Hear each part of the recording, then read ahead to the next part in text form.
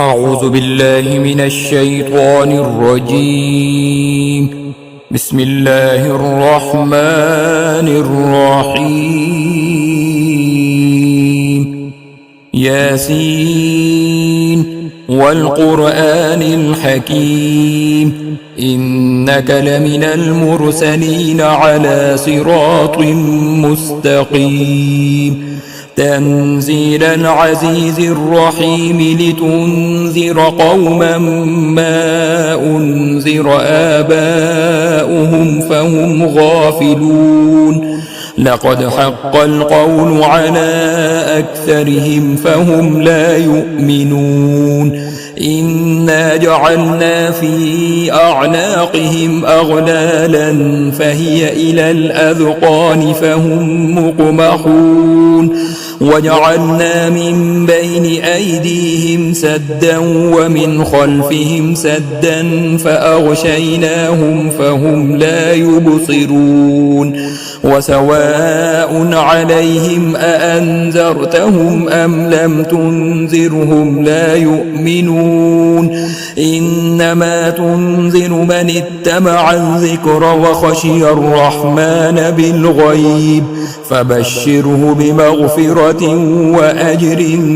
كريم. إنا نحن نحيي الموتى ونكتب ما قدموا وآثارهم وكل شيء أحصيناه في إمام مبين.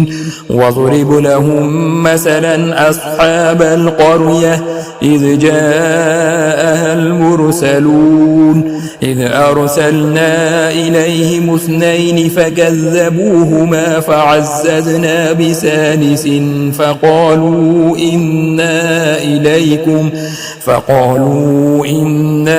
إليكم مرسلون. قالوا ما أنتم إلا بشر مثلنا وما أنزل الرحمن من شيء إن أنتم إلا تكذبون.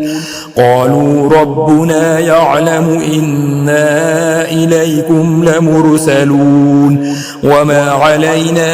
إلا البلاغ المبين. قالوا إنا تطيرنا بكم لئن لم تنتهوا لنرجمنكم وليمسنكم منا عذاب أليم. قالوا طائركم معكم أئن ذكرتم بل أنتم قوم مسرفون. وجاء من أقصى المدينة رجل يسعى قال يا قوم اتبعوا المرسلين اتبعوا من لا يسألكم أجرا وهم مهتدون. وما لي لا أعبد الذي فطرني وإليه ترجعون. أأتخذ من دونه آلهة إن يردني الرحمن بضر لا تغن عني شفاعتهم شيئا ولا ينقذون. إني إذا لفي ضلال مبين. إني آمنت بربكم فاسمعون. قيل ادخل الجنة قال يا ليت قومي يعلمون بما غفر لي ربي وجعلني من المكرمين. وما أنزلنا على قومه من بعده من جند من السماء وما كنا منزلين. إن كانت إلا صيحة واحدة فإذا هم خامدون. يا حسرة على العباد ما يأتيهم من رسول إلا كانوا به يستهزئون. ألم يروا كم أهلكنا قبلهم من القرون أنهم إليهم لا يرجعون. وإن كل لما جميع لدينا لدينا محضرون وآية لهم الأرض الميتة أحييناها وأخرجنا منها حبا فمنه يأكلون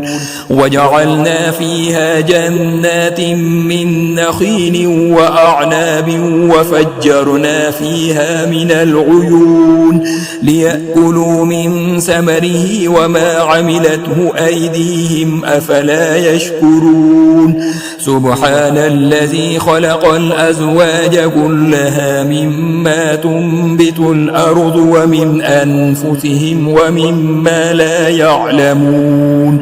وآية لهم الليل نسلخ منه النهار فإذا هم مظلمون والشمس تجري لمستقر لها ذلك تقدير العزيز العليم والقمر قدرناه منازل حتى عاد كالعرجون القديم لا الشمس ينبغي لها أن تدرك القمر ولا الليل سابق النهار وكل في فلك يسبحون وآية لهم أنا حملنا ذريتهم في الفلك المشحون وخلقنا لهم من مثله ما يركبون وإن نشأ نغرقهم فلا صريخ لهم ولا هم ينقذون إلا رحمة منا ومتاعا إلى حين وإذا قيل لهم اتقوا ما بين أيديكم وما خلفكم لعلكم ترحمون وما تأتيهم من آية من آيات ربهم إلا كانوا عنها معرضين وإذا قيل لهم أنفقوا مما رزقكم الله قال الذين كفروا للذين آمنوا أنطعم من لو يشاء الله أطعمه إن أنتم إلا في ضلال مبين ويقولون متى هذا الوعد إن كنتم صادقين ما ينظرون إلا صيحة واحدة تأخذهم وهم يخصمون فلا يستطيعون توصية ولا إلى أهلهم يرجعون ونفخ في الصور فإذا هم من الأجداث إلى ربهم ينسلون قالوا يا ويلنا من بعثنا من مرقدنا هذا ما وعد الرحمن وصدق المرسلون إن كانت إلا صيحة واحدة فإذا هم جميع لدينا محضرون فاليوم لا تظلم نفس شيئا ولا تجزون إلا ما كنتم تعملون إن أصحاب الجنة اليوم في شغل فاكهون هم وأزواجهم في ظلال على الأرائك متكئون لهم فيها فاكهة ولهم ما يدعون سلام قولا من رب رحيم وامتازوا اليوم أيها المجرمون ألم أعهد إليكم يا بني آدم ألا تعبدوا الشيطان إنه لكم عدو مبين وأن اعبدوني هذا صراط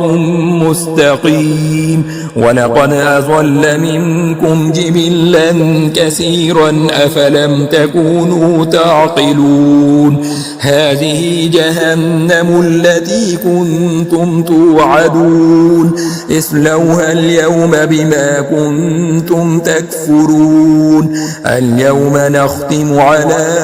أفواههم وتكلمنا أيديهم وتشهد وتشهد أرجلهم بما كانوا يكسبون ولو نشاء لطمسنا على أعينهم فاستبقوا الصراط فأنى يبصرون ولو نشاء لمسخناهم على مكانتهم فما استطاعوا مضيا ولا يرجعون ومن نعمره ننكسه في الخلق أفلا يعقلون وما علمناه الشعر وما ينبغي له إن هو إلا ذكر وقرآن مبين لينذر من كان حيا ويحق القول على الكافرين أولم يروا أنا خلقنا لهم مما عملت أيدينا أنعاما فهم لها مالكون وذللناها لهم فمنها ركوبهم ومنها يأكلون ولهم فيها منافع ومشارب أفلا يشكرون واتخذوا من دون الله آلهة لعلهم ينصرون لا يستطيعون نصرهم وهم لهم جند محضرون فلا يحزنك قولهم إنا نعلم ما يسرون وما يعلنون أولم ير الإنسان أنا خلقناه من نطفة فإذا هو خصيم مبين وضرب لنا مثلا ونسي خلقه قال من يحيي العظام وهي رميم قل يحييها الذي أنشأها أول مرة وهو بكل خلق عليم الذي جعل لكم من الشجر الأخضر نارا فإذا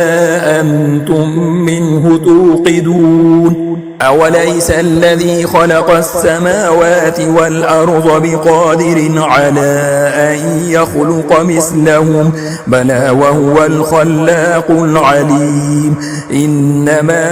أمره إذا أراد شيئا أن يقول له كن فيكون فسبحان الذي بيده ملكوت كل شيء وإليه ترجعون بسم الله الرحمن الرحيم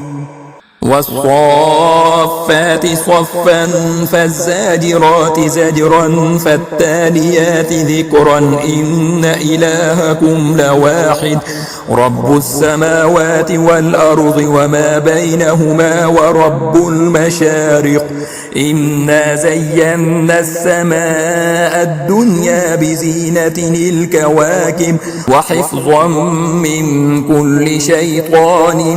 مارد لا يسمعون إلى الملأ الأعلى ويقذفون من كل جانب دحورا ولهم عذاب واصب إلا من خطف الخطفة فأتبعه شهاب ساقب فاستفتهم أهم أشد خلقا أم من خلقنا إنا خلقناهم من طين لازم بل عجبت ويسخرون وإذا ذكروا لا يذكرون وإذا رأوا آية يستسخرون وقالوا إن هذا إلا سحر مبين أإذا متنا وكنا ترابا وعظاما أإنا لمبعوثون أو آباؤنا الأولون قل نعم وأنتم داخرون فإنما هي زجرة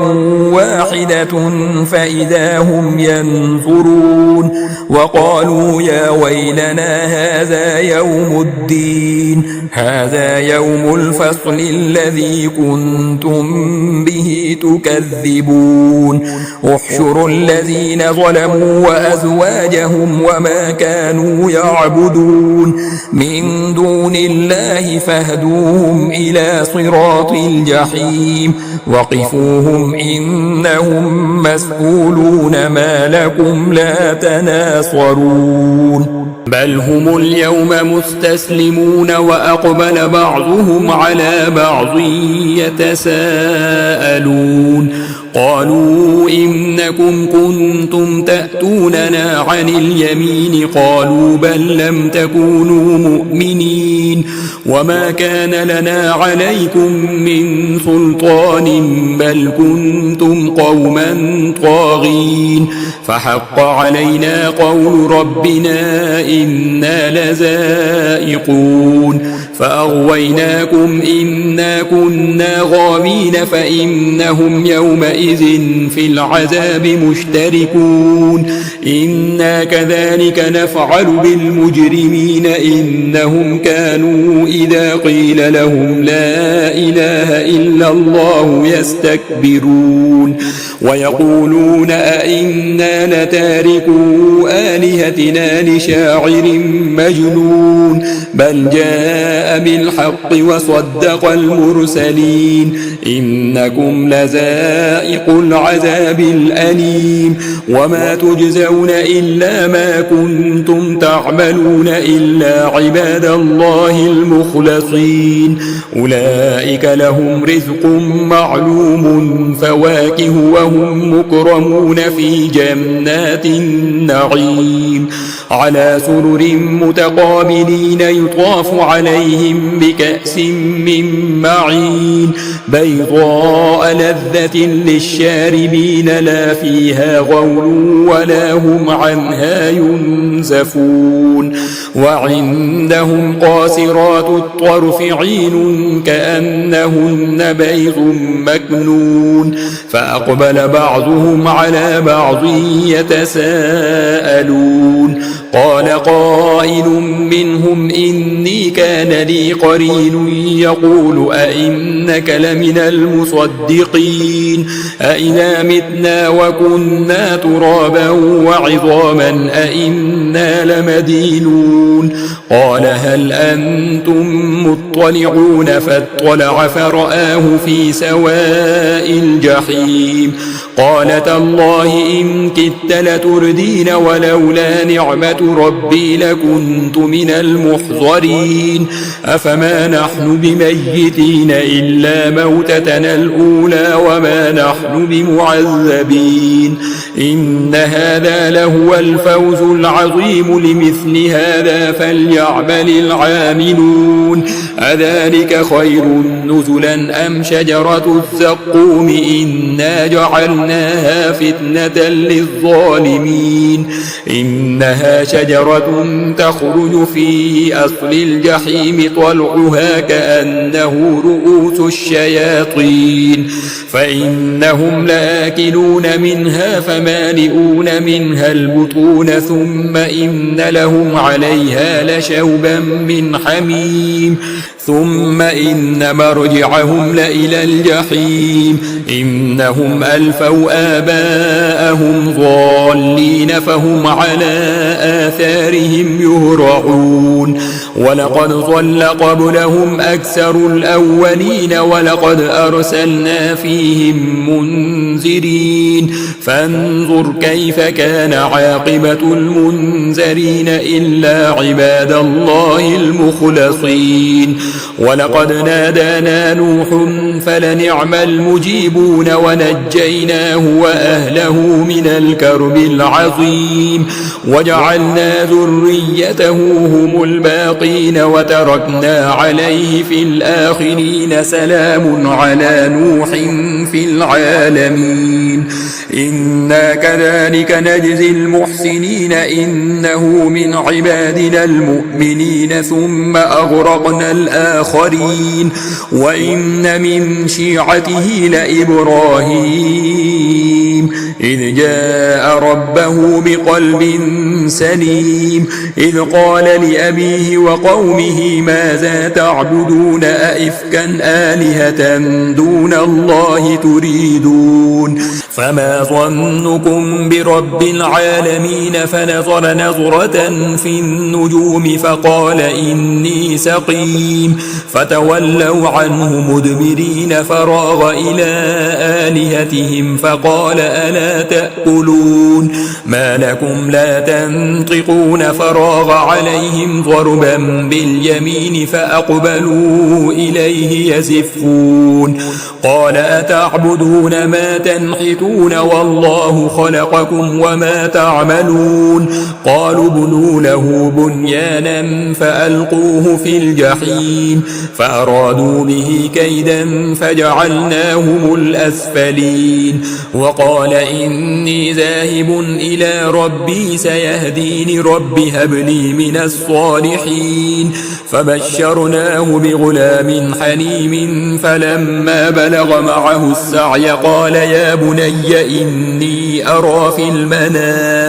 إني أرى في المنام أني أذبحك فانظر ماذا ترى قال يا أبت افعل ما تؤمر ستجدني إن شاء الله من الصابرين فلما أسلما وتله للجبين وناديناه أن يا إبراهيم قد صدقت الرؤيا إنا كذلك نجزي المحسنين إن هذا لهو البلاء المبين وفديناه بذبح عظيم وتركنا عليه في الآخرين سلام على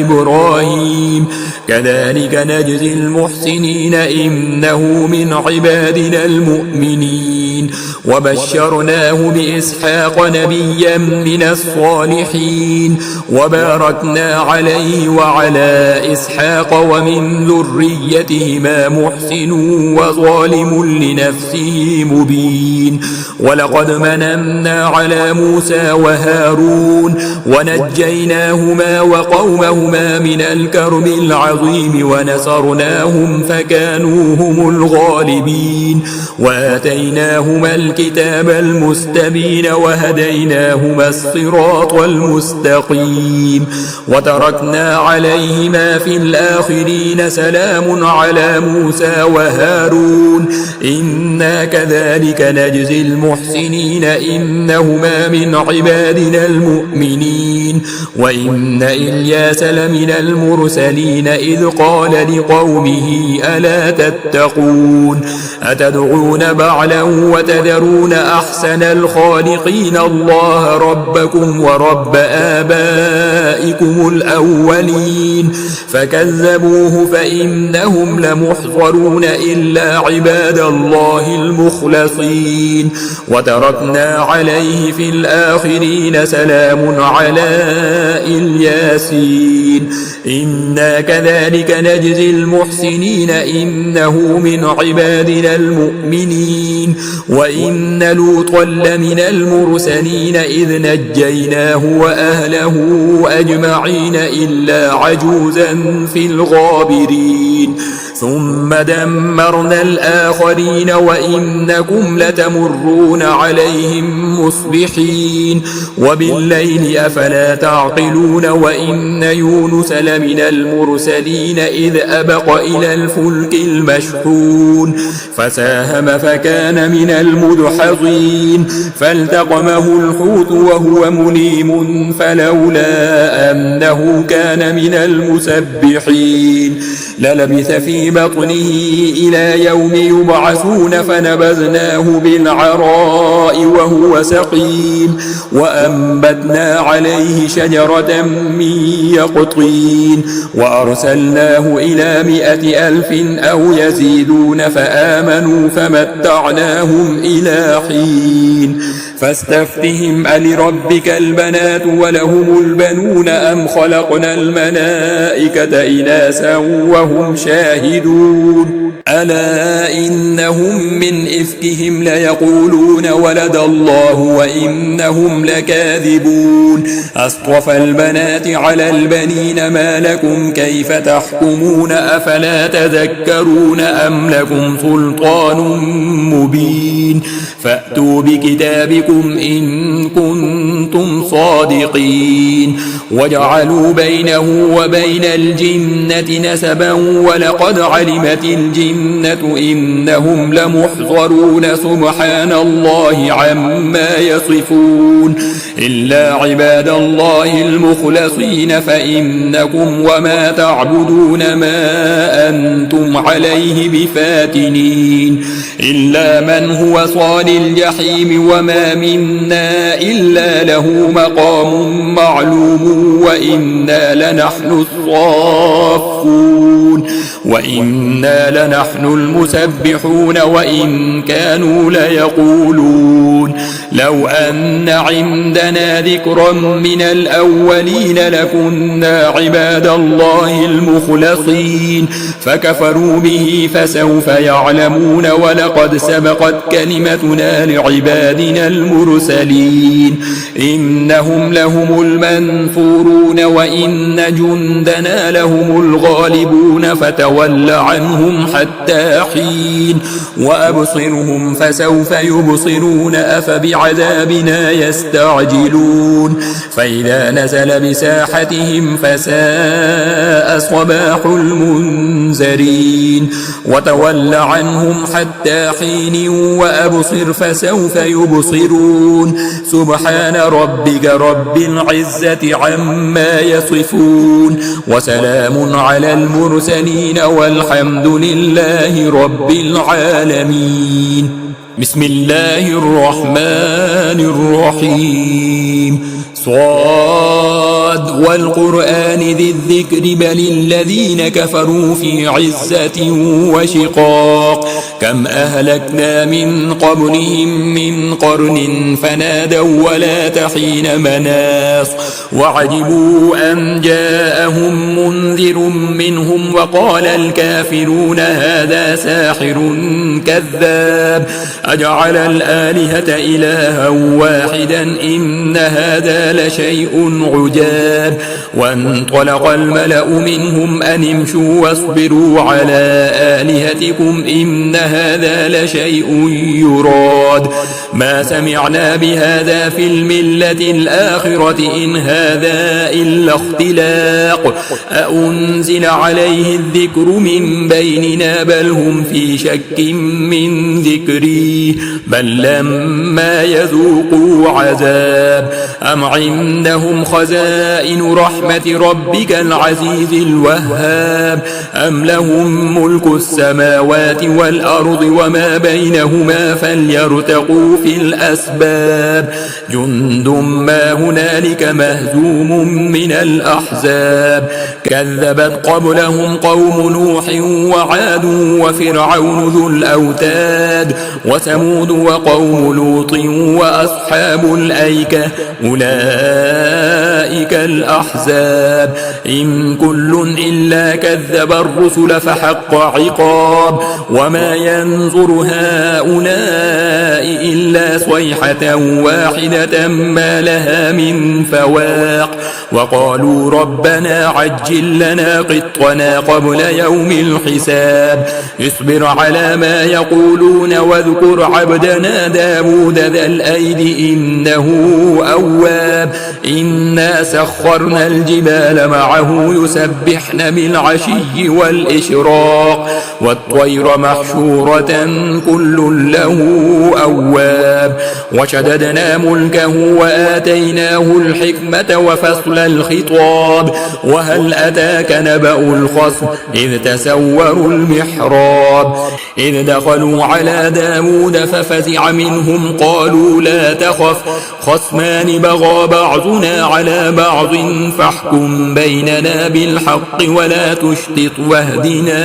إلى سواء الصراط إن هذا أخي له 99 نعجة ولي نعجة واحدة فقال أكفلنيها وعزني في الخطاب. قال لقد ظلمك بسؤال نعجتك إلى نعاجه وإن كثيرا من الخلطاء ليبغي بعضهم على بعض إلا الذين آمنوا وعملوا الصالحات وقليل ما هم. وظن داود أنما فتناه فاستغفر ربه وخر راكعا وأناب فغفرنا له ذلك وإن له عندنا لزلفى وحسن مآب. يا داود إنا جعلناك خليفة في الأرض فاحكم بين الناس بالحق ولا تتبع الهوى فيضلك عن سبيل الله. إن الذين يضلون عن سبيل الله لهم عذاب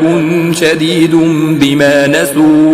بما نسوا يوم الحساب. وما خلقنا السماء والأرض وما بينهما باطلا ذلك ظن الذين كفروا فويل للذين كفروا من النار. أم نجعل الذين آمنوا وعملوا الصالحات كالمفسدين في الأرض أم نجعل المتقين كالفجار. كتاب أنزلناه إليك مبارك ليدبروا آياته وليتذكر أولو الألباب. ووهبنا لداود سليمان نعم العبد إنه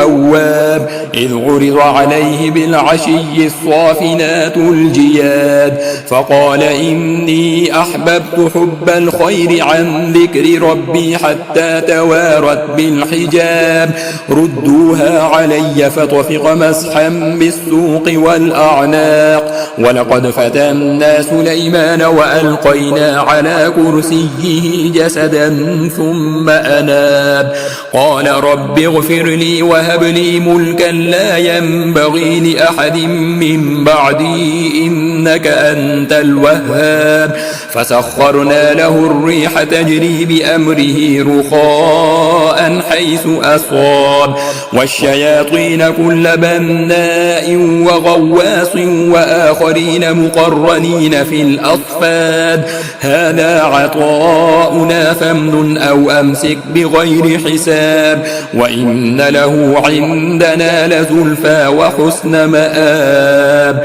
واذكر عبدنا أيوب إذ نادى ربه أني مسني الشيطان بنصب وعذاب. واركض برجلك هذا مغتسل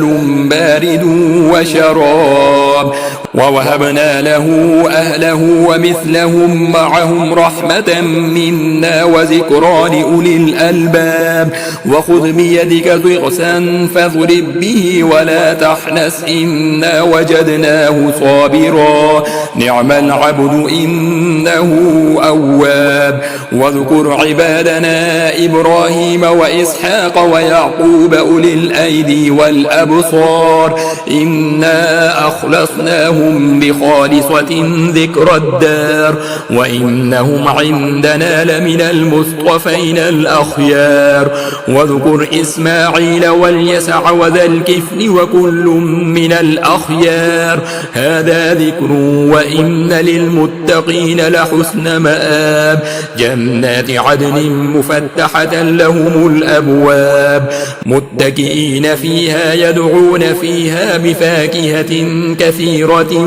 وشراب. وعندهم قاصرات الطرف أتراب. هذا ما توعدون ليوم الحساب. إن هذا لرزقنا ما له من نفاد. هذا وإن للطاغين لشر مآب. جهنم يصلونها فبئس المهاد. هذا فليذوقوه حميم وغساق وآخر من شكله أزواج أفواج هذا فوج مقتحم معكم لا مرهبا بهم إنهم صالوا النار قالوا بل أنتم لا مرهبا بكم أنتم قدمتموه لنا فبئس القرار قالوا ربنا من قدم لنا هذا فزده عذابا ضعفا في النار وقالوا ما لنا لا نرى رجالا كنا نعدهم من الأشرار اتخذناهم سخريا أم زاغت عنهم الأبصار إن ذلك لحق تخاصم أهل النار قل إنما أنا منذر وما من إله إلا الله الواحد القهار رب السماوات والأرض وما بينهما العزيز الغفار قل هو نبأ عظيم أنتم عنه معرضون ما كان لي من علم بالملأ الأعلى إذ يختصمون إن يوحى إلي إلا أنما أنا نذير مبين إذ قال ربك للملائكة إني خالق بشرا من طين فإذا سويته ونفخت فيه من روحي فقعوا له ساجدين فسجد الملائكة كلهم أجمعون إلا إبليس استكبر وكان من الكافرين قال يا إبليس ما منعك أن تسجد لما خلقت بيدي أستكبرت أم كنت من العالين قال أنا خير منه خلقتني من نار وخلقته من طين قال فاخرج منها فإنك رجيم وإن عليك لعنتي إلى يوم الدين قال رب فأنظرني إلى يوم يبعثون قال فإنك من المنظرين إلى يوم الوقت المعلوم قال فبعزتك لأغوينهم أجمعين إلا عبادك منهم المخلصين قال فالحق والحق أقول لأملأن جهنم منك وممن تبعك منهم أجمعين قل ما أسألكم عليه من أجر وما أنا من المتكلفين إن هو إلا ذكر للعالمين ولتعلمن نبأه بعد حين بسم الله الرحمن الرحيم تنزيل الكتاب من الله العزيز الحكيم إنا أنزلنا إليك الكتاب بالحق فاعبد الله مخلصا له الدين ألا لله الدين الخالص والذين اتخذوا من دونه أولياء ما نعبدهم إلا ليقربونا إلى الله زلفى إن الله يحكم بينهم فيما هم فيه يختلفون إن الله لا يهدي من هو كاذب كفار لو أراد الله أن يتخذ ولدا لاصطفى مما يخلق ما يشاء سبحانه هو الله الواحد القهار خلق السماوات والأرض بالحق يكفر الليل على النهار ويكفر النهار على الليل وسخر الشمس والقمر كل يجري لأجل مسمى ألا هو العزيز الغفار خلقكم من نفس واحدة ثم جعل منها زوجها وأنزل لكم من الأنعام 8 أزواج يخلقكم في بطون أمهاتكم خلقا من بعد خلق في ظلمات 3 ذلكم الله ربكم له الملك لا إله إلا هو فأنى تصرفون إن تكفروا فإن الله غني عنكم ولا يرضى لعباده الكفر وإن تشكروا يرضه لكم ولا تزر وازرة وزر أخرى ثم إلى ربكم مرجعكم فينبئكم بما كنتم تعملون إن إنه عليم بذات الصدور وإذا مس الإنسان ضر دعا ربه منيبا إليه ثم إذا خوله نعمة منه نسي ما كان يدعو إليه من قبل وجعل لله أندادا ليضل عن سبيله قل تمتع بكفرك قليلا إنك من أصحاب النار أمن هو قانت آناء الليل ساجدا وقائما يحذر الآخرة ويرجو رحمة ربه قل هل يستوي الذين يعلمون والذين لا يعلمون إنما يتذكر أولو الألباب قل يا عباد الذين آمنوا اتقوا ربكم للذين أحسنوا في هذه الدنيا حسنة وأرض الله واسعة إنما يوفى الصابرون أجرهم بغير حساب قل إني أمرت أن أعبد الله مخلصا له الدين وأمرت لأن أكون أول المسلمين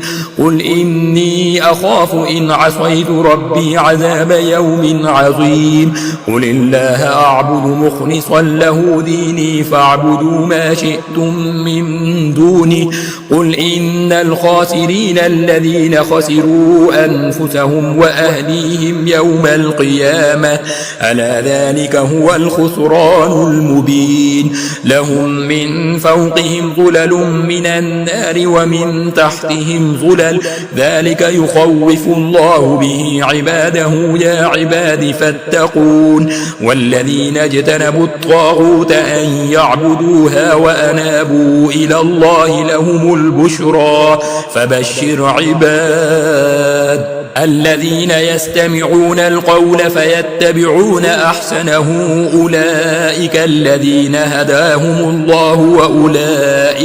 وأولئك هم أولو الألباب أفمن حق عليه كلمة العذاب أفأنت تنقذ من في النار لكن الذين اتقوا ربهم لهم غرف من فوقها غرف مبنية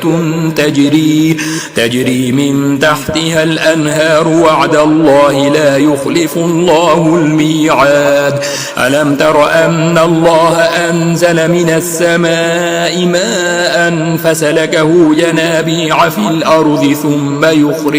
ثم يخرج به زرعا مختلفا ألوانه ثم يهيج فتراه مصفرا ثم يجعله حطاما إن في ذلك لذكرى لأولي الألباب أفمن شرح الله صدره للإسلام فهو على نور من ربه فويل للقاسية قلوبهم من ذكر الله أولئك في ضلال مبين الله نزل أحسن الحديث كتابا متشابها مثانية تقشعر منه جلود الذين يخشون ربهم ثم تلين جلودهم وقلوبهم إلى ذكر الله ذلك هدى الله يهدي به من يشاء ومن يضلل الله فما له من هاد أفمن يتقي بوجهه سوء العذاب يوم القيامة وقيل للظالمين ذوقوا ما كنتم تكسبون كذب الذين من قبلهم فأتاهم العذاب من حيث لا يشعرون فأذاقهم الله الخزي في الحياة الدنيا ولعذاب الآخرة أكبر لو كانوا يعلمون ولقد ضربنا للناس في هذا القرآن من كل مثل لعلهم يتذكرون قرآنا عربيا غير ذي عوج لعلهم يتقون ضرب الله مثلا مثلا رجلا فيه شركاء متشاكسون ورجلا سلما لرجل هل يستويان مثلا الحمد لله بل أكثرهم لا يعلمون إنك ميت وإنهم ميتون ثم إنكم يوم القيامة عند ربكم تختصمون